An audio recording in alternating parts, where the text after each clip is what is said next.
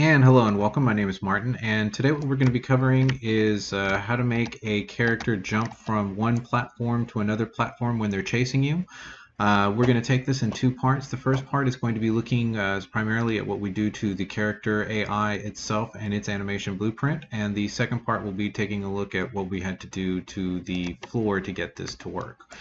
So let's start with a quick demo and then we'll go right into working with the character. So let's go ahead and push play. Character should follow us.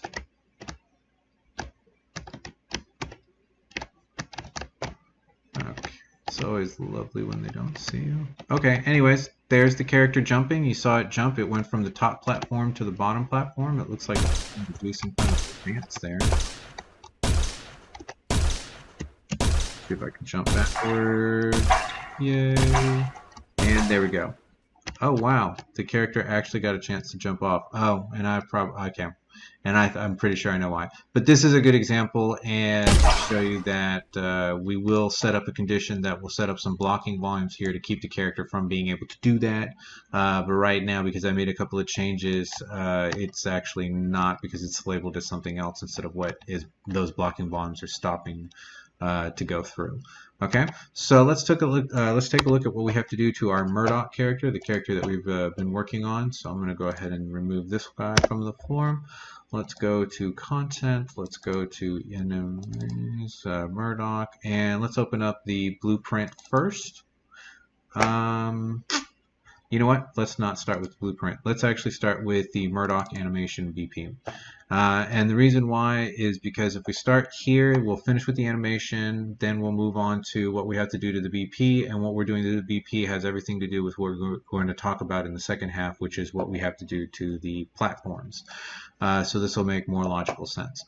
So if you open up your animation blueprint, remember that you have the event graph and you also have the idle jog. The anime graph. So if you're on this page, if not, remember that you can access it by double clicking here, and that should take you to that page. If not, it should open then up the tab, and then you can click on this to get to this page.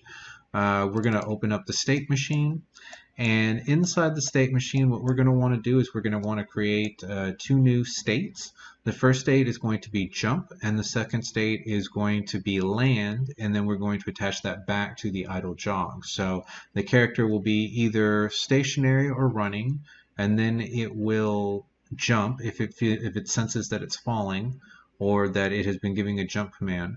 And then once it hits a solid surface, there'll be kind of like a little bit of a rebound in the animation. So like, like a bending in the knees. So then that way it looks like the character has landed with force, with weight. And then that'll go back to either an idle or a jog state. So let's go ahead and get that created. So I'm going to click off of idle to jog, and I'm going to select add state. Inside add state, I'm going to call this jump. Okay. From jump, we will go ahead and create our next state. So drag out and click on add. Oh, sorry. Click from the edge and drag out, and we're going to create add state, and let's call this land. Okay. From land, we're going to click and drag out and go back to idle jog. I believe that should just go right back in. Oh, you know what? I'm going too far. There we go. I was dragging it to the middle, and I just needed to drag it to the edge. Okay, so now we have our triangle, idle to jog, to a jump. That'll go into a land, and then that'll go back into either idle or jog. So as we drag these out, we notice that these little what looked like two arrows going by each other showed up in between each one of these particular states. So if you hover over it, it actually says the name of the state that it's at, right? So it's between this one and jump. And let's see if we can't get that information back. There we go. And you'll see that it says transition rule. Okay, so this is going to be what allows the idle state to be able to go into the jump state, right? So let's double click on this little icon, and we'll see that it opens up its own event graph. And what we need to do here is basically set up a true or a false statement. If this situation is true, then allow for this animation to take place, which is the falling or the apex jump. If not, revert back to what you were doing. Now remember that earlier in the previous video we created a variable called in air. So we're going to grab this very same variable and drop it here. We're going to click on get in air and we're going to connect it to the result.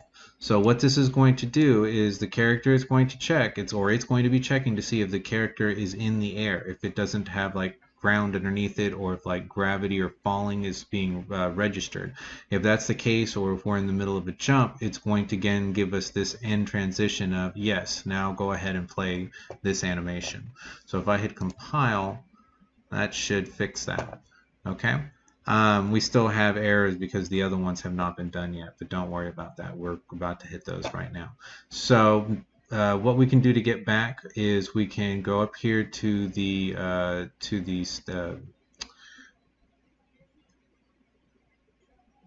layers here and select this one, which will take us back. The idle to jog will take us one layer back. So we're going to now go to the next transition, and we're going to click on that, and we're going to double click to open it. Now with this one, we do want to again grab the in air and get air, but this time we're saying, hey, we're not falling anymore, we hit the ground. So now we want to play this animation. So what we'll do is we will actually have to drag this out and type in not boolean. Oops. Okay, so not boolean. And this will then return it, and this is because we don't have a yes or a no value up here. There wasn't a way to be able to say that, or from here we weren't able to do it because we had to actually start with an instance of this. So what this node allowed us to be able to do was add a no condition to it. Otherwise it would have been a positive, and that wouldn't have made sense, because if we aren't falling anymore, we don't want to have the land continuously keep doing this. Alright, so we can go ahead and hit compile and save. And we'll have one more of these that we need now to fix. So let's go back. And the last one is going to be the third transition rule, which is going to send us back from the landing back into an idle jog. So let's double click on that one. And with this one, we don't need it to click on any condition. We just need it to be true. So if we're not landing, then we are running or walking. So if we do that and hit compile, we should now have happy code. So let's go ahead and hit save, and let's go all the way back to the animation graph, double click on jog, and we're back to here. So now we have the conditions or the rules that will allow for the transitions. Now we need to, just like we did with the idle jog, load a animation into the jump and load an animation into the land. So if we double click on jump, we will get an event graph that has an output animation pose. So it's saying, hey, when this condition, when this transition rule is met, you're falling or jumping, this is what your pose is going to look like. So we're going to come over here to Asset Browser, and I've already got it typed in, but you can type in jump apex, and we can now grab that, drag it out to the event graph, and connect that little person to the little person results. Okay, and so what this will do now is when the jump animation is taking, this will be the animation that plays, and this will be the end result of that. Now, before we leave here, with the play apex still selected, over in the details panel, turn loop animation off. So you don't want this thing to keep constantly being re-triggered. You only want it to play once as the character jumps, hits peak pose, and then falls to the ground with their legs still tucked until the AI picks up the next condition that we're going to set. Okay, so with that one there, we're going to move again one step back to our idle jog graph, and we're going to double click on land. And again, here we need to do the same thing, but this time we're going to say jump land. And we're going to select the first one if you're with this character. If you're doing other characters, you can play around and see which one works the best. I find that the one with the less movement animation in there works best for playing. So we're going to grab this one and select that. And now we're going to do a compile and save. Okay, so essentially as far as the animation is concerned, we now have our character, as soon as the game starts, go into either the ability to idle or jog. When the transition rule, which is are we in the air, is set, it goes into jump pose, or it goes into the animation of the jump. Then when we are not in the air, the transition rule not in the air, it will then play the land animation, and at any point after we've landed, if we because we have it as always saying true, so every time we land we want to go straight back to this. So this little triangle right here allows us to be able to run, jog, jump, land, and then go back into idle jog. Okay, so let's hit compile and save. So at this point, all the animation that we need is there. We now need to go in and set the components and the parameters for all the collision settings that will cause the character for these rules to be met. Okay, so with this, we've hit compile and save. Let's go ahead and close this out, and we're going to go to the now Murdoch blueprint. Okay, so let's double click on Murdoch blueprint and open that up. There we are. And we're going to go to the viewport first. And I'm going to delete that for a second. Backspace, delete. Okay. So with the character, the first thing that we want to do is we want to create a collision box that will trigger the jump command. So inside the event graph, we will eventually go in there, and it's a very simple piece of code. But we need to have something on the character that says, hey, when this on the character bumps into said object, give us the jump command, right? So what we want to do for this is let's go to add component, and let's type in box collision. Okay. With the box collision, let's go ahead and call this jump box. Oops. Okay. And if we have it still selected, we'll be able to place the jump box. I'm going to make this just a little bit bigger. And okay. Oops. Let's not adjust him. Let's adjust this. Okay, so once we've got the collision box in the position that we want it, the next thing that we need to do is select it and go over to Details panel and go into the collision settings. By default, the box would have come in as an overlap all dynamic, and it's going to come in with whatever the settings are for that. Now what we're going to want to do is we're going to select Jump AI. Now, you say, Martin, I don't have one called Jump AI. And I also don't have object responses down there at the bottom called Jump AI or Jump Trigger. And I say, no problem. Let's go take care of this real quick. So these, to create these, what we need to do is go into Settings. We're going to go into Project Settings, and we are going to go to Collision Settings. In Collision Settings, we're going to need to create two things, an object channel and a preset. Okay. So what I'm going to do is I'm going to go ahead and erase the two that I have. So I'm going to hit delete and delete. Oh, I clicked edit, sorry. And with that, the two presets should also then go away. All right, so let's create yours real quick. So we're going to say new object channel. We're going to call this one Jump AI.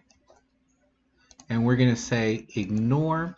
Now the reason why we're putting ignore here is because what's going to happen is when you create this object type, it's going to add it to every other single preset that's out there, because what you're basically saying, hey, there's a new team and I want everybody, all existing other teams, to ignore this. Now in the presets, we're going to go in and we'll adjust the difference between the jump AI and the jump trigger, which we're going to create now. But for just kind of a brief explanation as to why, we'll see it here in a moment, but leave it as ignore for now. Okay. So we're going to hit accept, and we'll go ahead and create the other one, which is new object channel. This one we're going to call jump trigger. And we're going to do the same thing. We're going to say ignore, and we're going to hit accept. So now we have those two objects as something that we can label an object as. So now something that, like that box collision, can be labeled now as a jump AI. So now let's go into the presets for jump AI. Oh, so we don't have one, so let's make them. So we're going to click New, and we're going to call this one Jump AI. We are going to put the collision settings to collision enabled, query and physics. We are going to label this as a jump AI, and we're going to say that this is going to be the jump character AI jump. Okay, so this is basically saying that this is the jump for the character AI. Now for there, and it's just a description. It's like over here you can see the names, the different types of description. We'll be more descriptive with the other one that we created. Let's hit ignore up here at the top. I'm just going to basically make all of these ignore except for the jump trigger. So we are going to want to allow the AI, the individual player's AI box, collision box, to interact with another box that we're going to label as jump trigger. Now the reason why we're doing this is because we may have two characters out on the floor at the same time, and if all three of the collision boxes are called jump, then when a character runs into another character, they are also going to trigger each other's jump command, so you don't want that. So what you want to do is have it to where each one of the characters' AIs can bump into each other, and the boxes that trigger their jumps do not trigger them to jump until they get to the edge of one of the platforms where we lay down a trigger box that has the jump trigger on it, or is labeled as a jump trigger, and we'll do that here in just a second. But essentially that's how it's going to work. I know it seems like a bunch of words now, but I'll actually show you what's happening here in a second. So let's go ahead and hit accept for that one, and let's scroll down. If you need to, close that box to see more space down here, and we need to create one more. Let's hit new, and this one is going to be called jump trigger. We are going to again want the collision enabled query and physics. We are going to want to label this one as a jump trigger, and we are going to say that this is going to be jump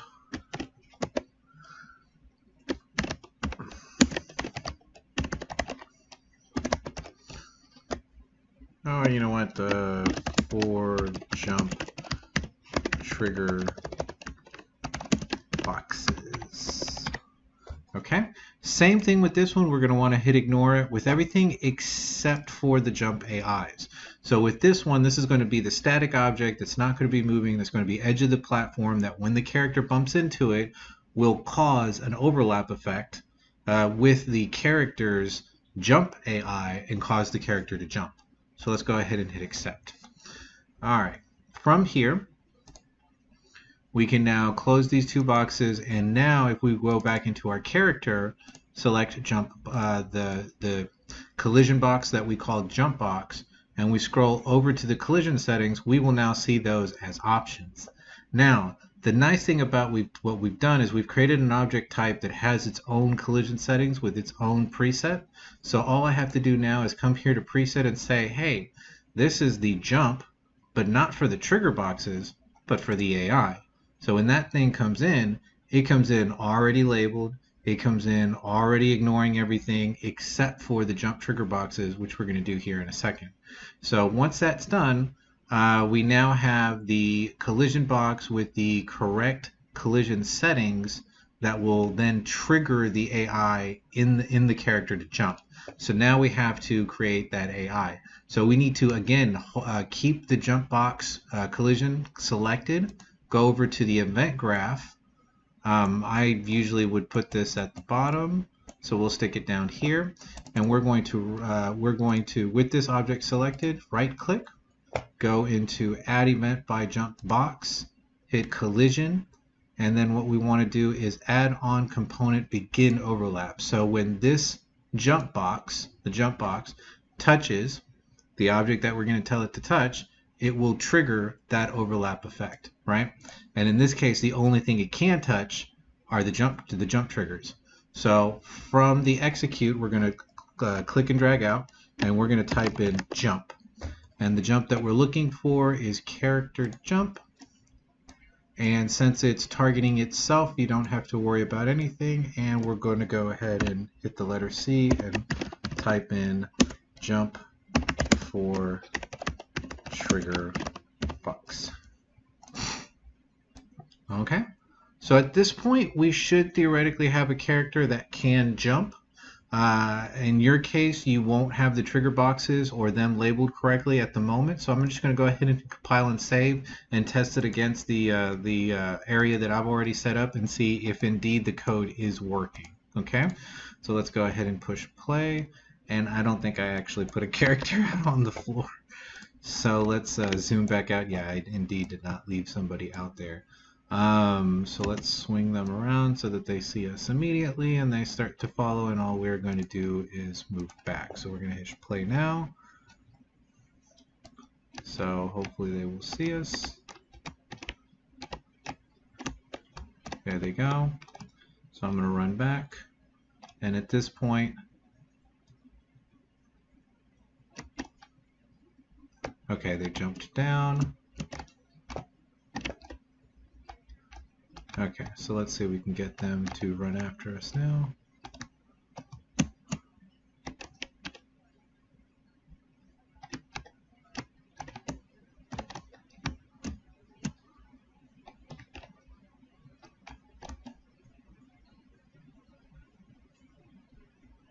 Okay, so what it feels like to me is that they're trying to jump, but they're not able to at the moment. If I could just... Wow, okay. That was strange. It's like my mouse got stuck somewhere. Okay, so let's take a look at the character and figure out. I have a couple of things. I have a couple of ideas. The first thing that we probably need to do is go back to the character's movement, and I believe this is what I forgot to do. If you come over here and you select character movement and go into the details panel and type in jump, you then get the maximum velocity that the character gets when they get the jump command. Now, because these platforms are pretty close together and our characters are not running that fast, we need them to be able to get this extra jump abilities. So what I found that works well, that allows them to be able to jump from at the height that I have them at now. Now, if your platforms are lateral, they're not any height difference, they're just like a distance difference, you'll have to play around with the numbers. But for me, with the situation that I have between at least these two platforms, if I give them the ability to jump with 1000, the character seems to be able to go from one platform to the other. So with that change made, let's hit compile and save, and let's see now. And the other thing I also want to do is, because I erased and replaced a couple of the trigger boxes, let me just make sure that those are correct. Aha, that's probably what was happening.